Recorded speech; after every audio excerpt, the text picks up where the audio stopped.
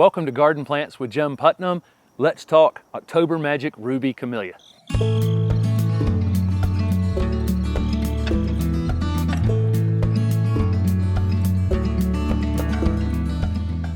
This is October Magic Ruby Camellia from the Southern Living Plant Collection. This is a Camellia sasanqua. It's one of Bobby Green's introductions. He's been on my Horttube with Jim Putnam channel before. If you followed along with that channel, we've been down and visited with Bobby before.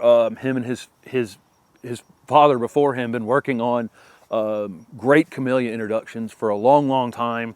This one has incredibly dark green, shiny foliage and a super compact habit. Great flowering, just a beautiful landscape plant, honestly, if it didn't flower at all, but it does, and it blooms at an interesting time of year. We'll talk more about the flowers in a minute. This one can be kept 3 to 4 feet in height, but slightly wider than tall, and you can see how the growth habit is almost out, more outward than upward. Some of these branches that look like they're going to end up upward over time just kind of fall over and weep. And it has this incredibly compact habit on its own, really. So October Magic Ruby has vibrant red, semi-double or almost double flowers on it. These bloom in the fall, and if you've, that's pretty typical with Camellia sasanquas. Camellia japonicas typically bloom after the first of the year.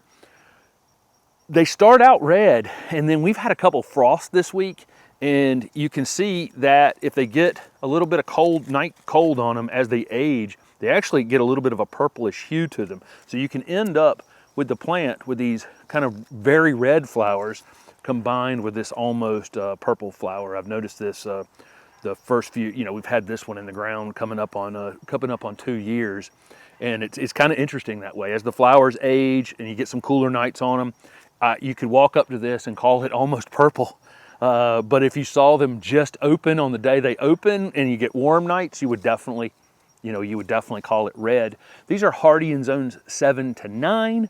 If you're planting them in zone 7A, you'd want them out of the wind, you want them out of the north wind in kind of a protected space, and you'd want to spring plant them. I'm here in zone 7B, almost 8A here in the city of Raleigh. And we don't really, that's not a consideration normally we have to take, but in 7A, I would. This one's in probably a bit more shade than it actually like. I mean, I would say Camellia sasanquas are happiest in part shade. This one's only getting maybe 3 hours of direct sun every day, and because of that, it's stretching a bit more than it would. We have one over behind the camera over there that's actually more compact because it's actually getting more sun, and you can see, as you can see from that little piece of B-roll there.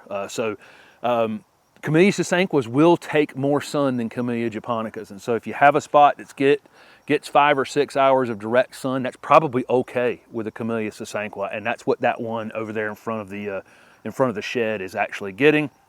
But again, they'll go down into fairly low light as well, like this one is, and still put on a ton of flowers each year. Where we're going to use this super compact Camellia sasanqua variety, pretty much anywhere you have a part shade situation. We're using them as, one here and one over here in front of the shed.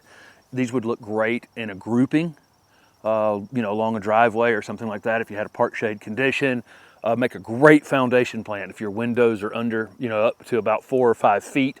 Perfect to place there, or it could go on a corner of a foundation where you need to get a little bit more height. Great if you have like a woodland screen or a shade screen. This would be a great plant to put out in front of it, because a lot of times your larger growing plants will kind of get thin at the bottom over time. This would be the perfect little filler, infiller for the bottom of those. But a lot of uses. I mean, the thing has this beautiful shiny green foliage and a great habit with or without these flowers, and it just it also happens to flower, which is an added bonus. Camellias are definitely fond of well-drained soil. That's one of the things you need to know about them. So sometimes our part shady spaces can also be our wet areas, and these are not that fond of that. So find an area that drains between rains and between waterings. And we've got a clay-based soil here, so I mound my camellias up just like I would azaleas or rhododendrons or a lot of plants that don't really like to sit, to have wet feet. When you initially plant your camellia, you're going to want to check on the watering, water it well, let it dry out between waterings though. Come back and check it with your finger occasionally. These are extremely drought tolerant, and I say this about camellias all the time. Some of the best camellias I've ever seen have been on old houses that have been abandoned. And the camellia was planted there, 50 years ago, and once it got rooted into the ground, they are tough as nails. And so keep that in mind. Once it gets to a point out 2-3 years down the road, these really don't need a lot of ongoing watering, as long as you get regular rainfall in your area. Best to prune Camellia sasanquas, well, pretty much all camellias. You prune Camellia japonicas after they bloom in the early spring. Camellia sasanquas you can prune February, March, early April, somewhere in there. You need to give them plenty of time to flush back out and reset flower and set flower buds for that fall. So don't prune these after the 4th of July or so. If you've got a crazy limb, like we've got here, we've got a couple limbs that are coming up higher than we want to keep them. Those can come off whenever. Doesn't really matter. But general pruning, late winter, early spring, and then leave it alone after that. We fertilize once a year here with an organic fertilizer. That'll be done in the late winter. Camellias are acid-loving plants, and so as long as your pH is below 7 in your soil, you can just use a regular organic fertilizer. If your pH is a little high, getting towards 7 or a little bit over, you probably want to use something like Hollytone or an Azalea Camellia rhododendron fertilizer for acid-loving plants. And then just do that once a year. Keep it mulched, keep the weeds away from it, and you should be absolutely fine. They're not really susceptible to many pests.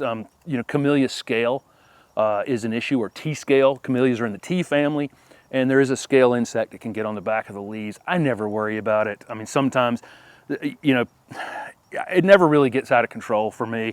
I don't tuck camellias up in really tight corners because I know that the tea scale can get a little worse in those areas. But out here in open space like this one is, I generally don't see any problems with that. So really kind of disease and insect free as well, as long as they're planted up high and in open space. So there you go. This is October Magic Ruby Camellia from the Southern Living Plant Collection. Thanks for watching.